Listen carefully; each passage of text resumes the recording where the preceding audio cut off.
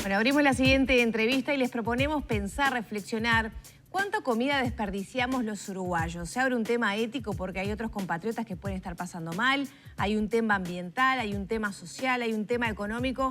Bueno, de todo esto vamos a estar hablando con la siguiente entrevistada, Ana Jiménez, docente e investigadora del área de Sensometría y Ciencia del Consumidor del Instituto Polo Tecnológico de Pando, de Facultad de Química, y coautora además de un estudio sobre el desperdicio de alimentos en los hogares uruguayos. Bienvenida. Muchas gracias, gracias por la invitación. Bueno, muy interesante el estudio. Primero que nada, ¿a qué conclusión llegaron en cuanto a cuánto desperdiciamos los uruguayos? Bueno, primero, el estudio concreto al que haces referencia es en realidad parte de lo que es una línea de investigación que venimos llevando adelante hace ya un tiempo y que tiene el foco puesto en lo que pasa en estas últimas etapas que tienen que ver con la comercialización y consumo, ¿no? Cuánto desperdiciamos en esta última etapa del trayecto, ¿no? Porque tenemos que pensar que perdemos y desperdiciamos a lo largo de toda la cadena, ¿no? No solamente en nuestros hogares, sino que ahí es donde estamos exclusivamente en esa etapa final, pensar el ¿no? plato que sobra, que queda en la heladera y después lo tiramos, alguna fruta que capaz que no se pudo comer a tiempo y se tiene que tirar, como que siempre vamos para ese lugar, ¿no? Pensando en el desperdicio. Claro, y en realidad vas perdiendo o desperdiciando alimentos desde que comienza la producción o cosecha, el supermercado transporte, sí, distribución, etcétera, ¿no? Pero en estas últimas dos etapas lo que se ha visto globalmente es que se concentra una parte importante del desperdicio, ¿no? De ese 30% que se estima globalmente que se pierde y desperdicia de los alimentos que producimos, aproximadamente la mitad se pierde ahí, ¿no? En lo que es comercialización y consumo. Entonces, por eso hemos puesto en esta línea de trabajo el foco en eso, en tratar de profundizar, porque los datos a nivel regional y a nivel de Uruguay son bastante escasos, sobre cuánto se tira en los hogares uruguayos, qué se tira y por qué se tira, ¿no? Ahí está. ¿Y por qué es valioso obtener esa información? ¿Por qué es importante saber eso? Bueno, es importante porque evidentemente esos números tan grandes nos interpelan, ¿no? Por todo esto que tú decías, hay un componente social, un impacto económico y hasta hay un impacto ambiental en el que a veces no pensamos demasiado, pero de hecho ahora que tenemos el tema del cambio climático sobre la mesa con más frecuencia, ¿no? El desperdicio de alimentos produce el 10% de la emisión de gases de efecto invernadero, ¿no? Entonces, nosotros como consumidores desde nuestro hogar, en la medida que seamos capaces de implementar prácticas que nos permitan reducir esa cantidad de alimentos que tiramos a la basura, contribuimos entonces también a reducir ese impacto social, económico y ambiental, ¿no? Hace algún tiempito, ya ni me acuerdo en qué marco era, pero se explicaba pensando en eso de la distribución, ¿no? Previo a llegar hasta los supermercados, los comercios, algunas marcas que tenían etiquetas al revés y que después tenían que volver, esos productos no se podían comercializar. ¿Han detectado ese tipo de situaciones que generan un porcentaje significativo? Bueno, nosotros en este último estudio que realizamos y que fue el que dio lugar a este trabajo que publicamos, en realidad lo que hicimos fue profundizar en el porqué, ¿no? Es decir, en cuáles son esas prácticas y en ese sentido, en lo que hace a las prácticas en sí que tenemos en el hogar, ¿no? Nosotros entrevistamos a un determinado número de hogares de Montevideo y les pedimos que nos relataran los incidentes, digamos, que se llevaban al desperdicio de alimentos, qué estrategias usaban o cuáles estrategias pensaban ellos que les podía venir bien, ¿no? Y en ese sentido sí surgieron, entre otras respuestas que son interesantes y que se vinculan un poco a esto que vos mencionabas, lo que hace con esas decisiones que tomamos cuando compramos alimentos, ¿no? Cuando hacemos la compra como consumidores, ¿no? ¿Qué buscamos? ¿Qué exigimos?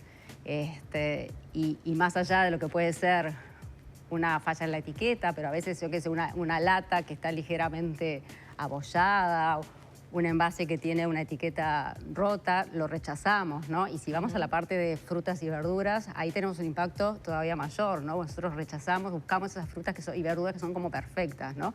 Todo lo que es imperfecto, y por imperfecto quiero decir que se aparta un poquito en lo que es forma, color, tamaño, ¿no? Un calabacín demasiado grande, un calabacín demasiado chico, manzanas muy chiquitas o, no sé, una zanahoria media retorcida. Ese tipo de frutas y verduras no las compramos.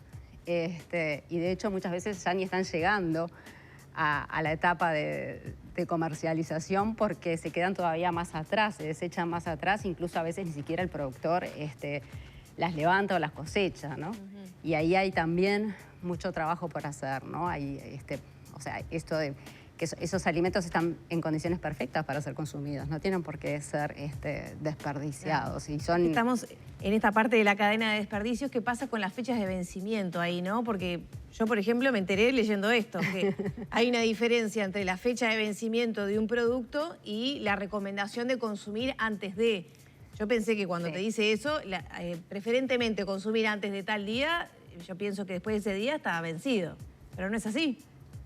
No necesariamente es así, ¿no? Eso también, en otros países se ha visto que sucede exactamente lo mismo, ¿no? O sea, como consumidores, como que interpretamos que quiere decir lo mismo, cuando en realidad no, ¿no? O sea, la fecha de consumo preferente o el consumir preferentemente antes de, lo que debería indicar es que hasta esa fecha lo que el fabricante te dice es que ese alimento o ese producto tiene condiciones óptimas, ¿no? Que después de eso lo puedes igual consumir, pero por ahí puede haber algún cambio, no sé, en la textura, en el sabor, que pueda decir, bueno, tiene un poquito, desde ese punto de vista, una relativa pérdida de calidad, pero no te afecta en lo que tiene que ver con tu salud, ¿no? Está perfectamente apto para consumir.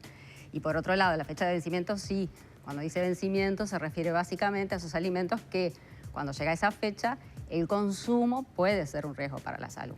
Pero no es solamente que no lo interpretamos como consumidores, ¿no? La reglamentación que existe hoy vigente tampoco acompaña, digamos, en lo que hace a las definiciones que limiten, decir, bueno, empleemos esta fecha, la fecha de consumo preferente para señalar eso y la de vencimiento para señalar que el alimento no se debería consumir más allá de esa fecha, ¿no? Y ahí, por ejemplo, faltan regulaciones, por ejemplo, para que grandes superficies, que a veces cuando ya está un producto próximo, un lote, no se vendió, está próximo a su fecha de vencimiento, se devuelve al proveedor, ¿no? Y ese proveedor lo tiene que destruir, bueno, no se puede reutilizar. Debería haber regulaciones, por ejemplo, para poder hacer una oferta, a veces sucede, ¿no?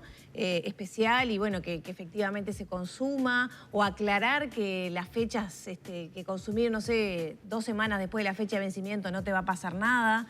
¿Debería haber regulaciones en ese sentido? Claro, debería haber regulaciones que definan claramente, por ahí deberíamos poder tener las 2 fechas, por ejemplo, en el envase, la fecha de consumo, en determinados productos, ¿no? No en todos, la fecha de consumo preferente y la fecha de vencimiento, pero deberíamos hacer también campañas de información, ¿no? Para que realmente nosotros como consumidores en nuestras casas sepamos qué hacer cuando miramos ese envase y vemos esa fecha que está ahí, ¿no? O sea, qué hacemos con eso, si es seguro de consumir o si no es seguro de consumir.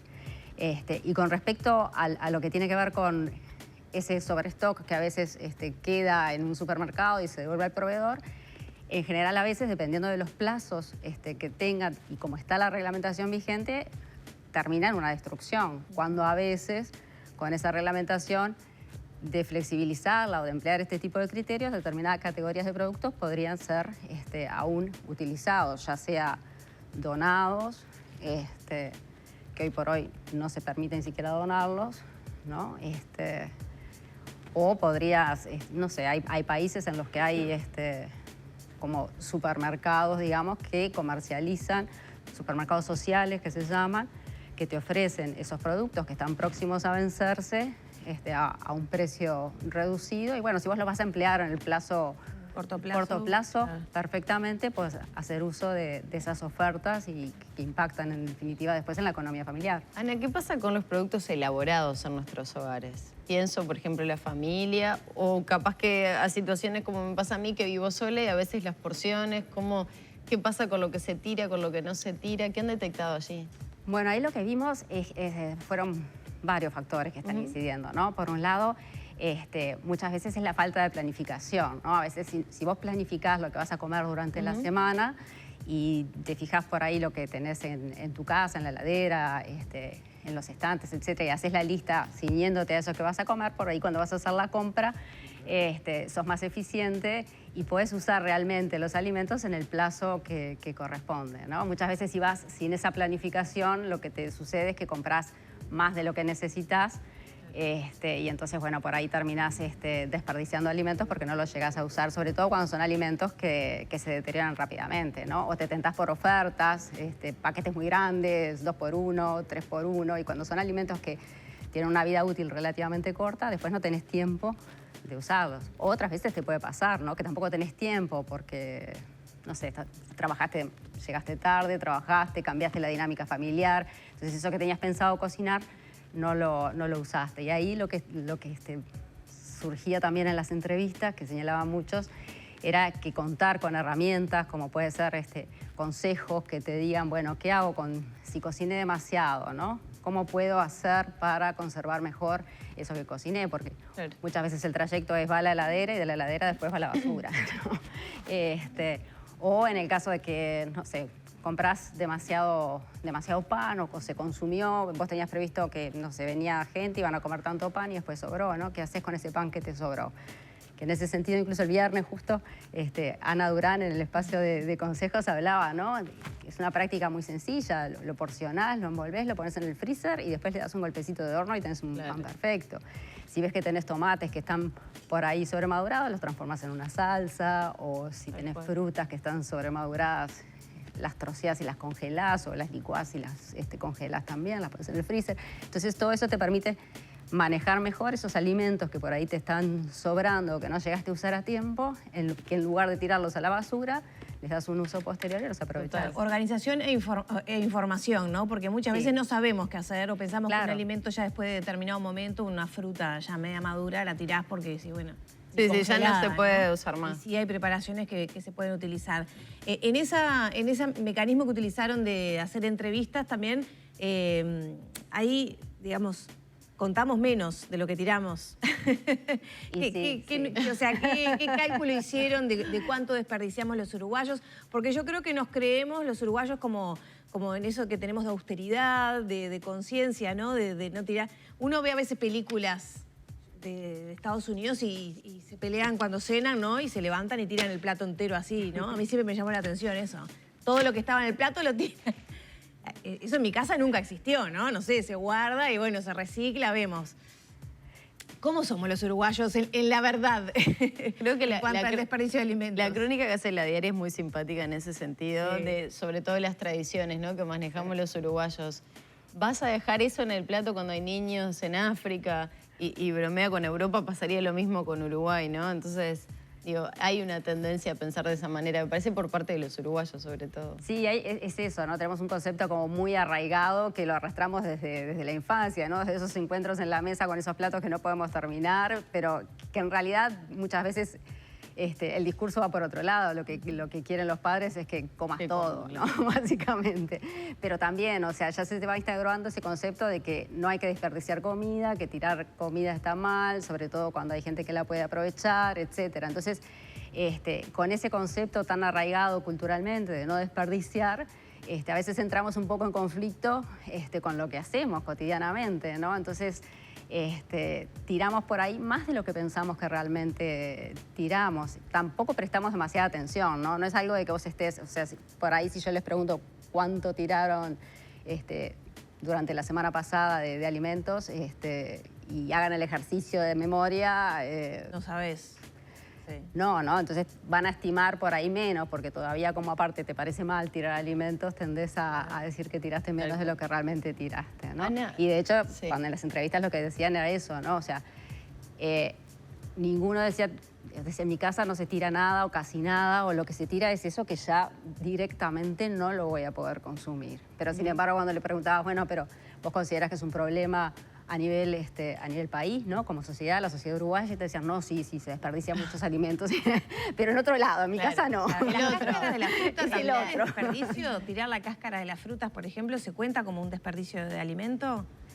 No, dependiendo de... Una manzana. Se puede comer. Claro.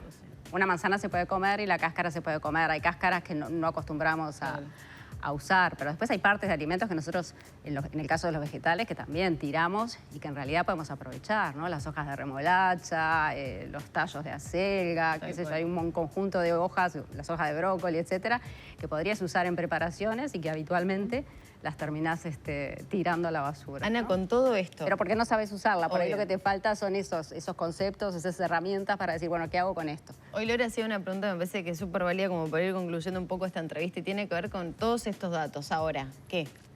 ¿Qué hacemos?